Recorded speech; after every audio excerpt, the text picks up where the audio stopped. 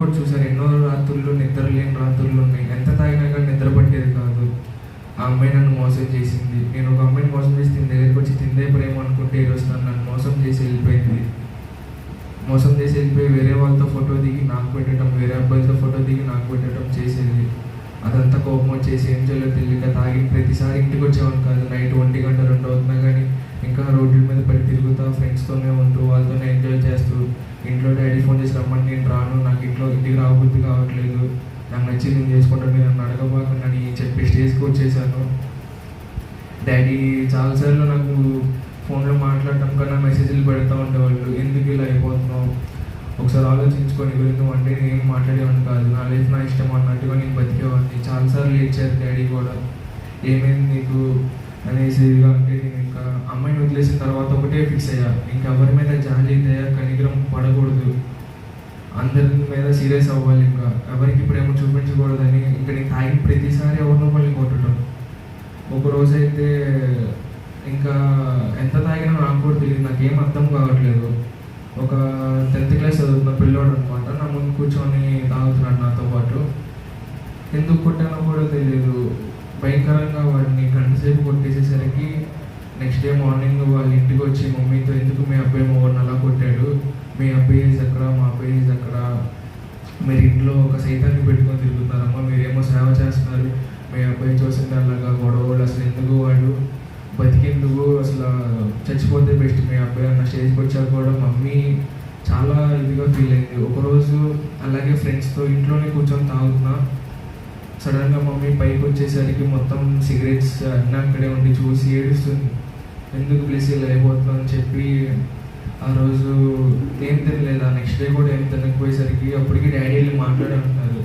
నేను కూడా అప్పుడు కోపంలో ఆవిడ అంతేలే అలాగే ఏడుస్తూ ఉండిద్ది, వదిలేసే తర్వాత అమ్మాయి నార్మల్ అయిపోతుంది డాడీ, ఇప్పుడు ఏంటో చెప్తే ఏడుస్తూ కూర్చుంటుందా అని డాడీతో మాట్లాడుతుంది. నీ తల్లిరా, తను ఎందుకు అలా మాట్లాడుతున్నావు, నీకేమన్నైతే తట్టుకోలేదు, చచ్చిపోతుంది, నువ్వంటే అదృష్టం మీ అమ్మకన్నాక నేను ఆ ప్రేమను అర్థం చేసుకోలేదు. ఇంకా ఒకరోజు మధ్యాహ్నం మమ్మీ అప్పటికి అన్నం తినట్లేదు, వచ్చి ఏంటి మా పోయినసారి ఇంకా తాగను, నువ్వేం చెప్పినా చేస్తానంటే అప్పుడు అమ్మ అనింది, నాకు మాట ఇస్తావా అనేది. ఏం మాట అమ్మా అన్న, సెప్టెంబర్ కన్వెన్షన్ జరుగుతుంది చర్చిలో, బ్యాప్టిజం తీసుకుంటావా అని చాలాసార్లు అడిగింది నన్ను. అంతకుముందు కూడా 4-5 సార్లు అడిగింది. నేను అదే విధంగా అప్పుడు మళ్ళీ మాట ఇచ్చాను. ఎప్పుడు ఇచ్చేది కదా, ప్రస్తుతానికి పులిసి తింటుంది మాట ఇచ్చేసి నేను మామూలుగా బయటకు వచ్చేసాను. కానీ ఇక్కడ దేవుడి ప్రేమ ఎలాంటిదంటే, నేను మాట మీద నుంచుంటాను, ఇదిలో నేను లేను, ఎందుకంటే మామూలుగా ఎప్పుడు చెప్తాను నా ఇష్టం లేదు, అలాగే బతుకుదాం అనుకున్నా. కానీ ఎలా మార్చాడో దేవుడు నాకు కూడా ఈరోజుకి నాకు తెలియదు.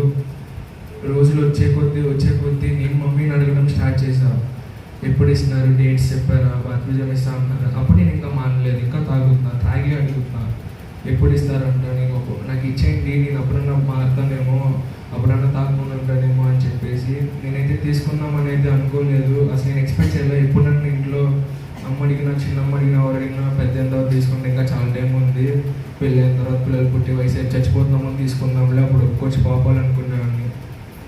ఒక్కరోజు కూడా ఇక్కడ ఇదే చర్చ్లో ఇక్కడ ప్రేయర్ జరుగుతుంటే నేను అటువైపు వెళ్ళి గంజాయి తాగిన రోజులు కూడా ఉన్నాయి, ఎవరికి తెలియదు. ఇక్కడ కూడా ఇంకా నాకు అది ఉండాలి, అది లేకపోతే నా బాడీ తట్టుకోలేదు.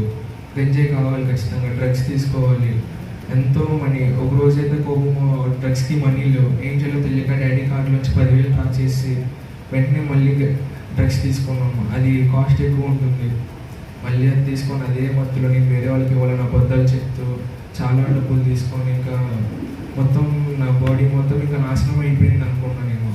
ఇంకా నేను మారను, ఇంకా నా లైఫ్ ఇంతే అయిపోయింది. ఇంకా ఎందుకు అమ్మాయి మోసం చేసింది, ఫ్రెండ్స్కి అంత డబ్బులు పెట్టి వాళ్ళతో అంత కూర్చొని తాగాక కూడా వాళ్ళు నాతో ఉంటారనుకున్న. ఒకరోజు ఒక చిన్న గొడవ రాగానే ఒక్కరు కూడా నాతో నుంచోకుండా పరిగెత్తుకుంటూ వెళ్ళిపోయారు. చివరికి పోలీసు వాళ్ళు వచ్చినప్పుడు నేను ఒక్కరినే ఉన్నా. వాళ్ళు వచ్చి నన్ను వాళ్ళ పైకి జీప్ ఎక్కించుకొని పోలీస్ స్టేషన్ తీసుకెళ్ళి కూర్చోబెట్టారు.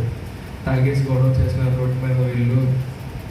అప్పుడు దాకా నా చుట్టూ 5గురు ఉన్నారు, కానీ చివరికి నేను ఒక్కరినే ఉన్నా, ఫ్రెండ్స్ కూడా నుంచోలేదు.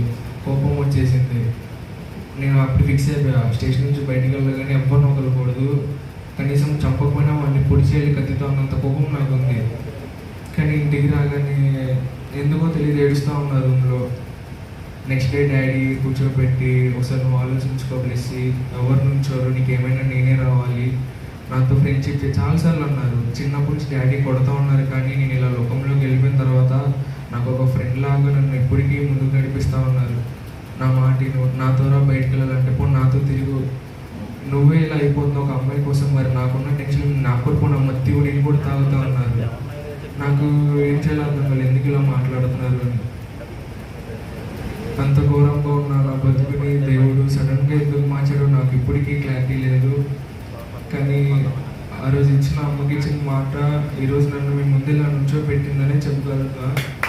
ఎందుకు తెలియదు, నేను మాట ఇచ్చిన తెలియదు, ఇక్కడ నుంచోడానికి నాకైతే అర్హత లేదు.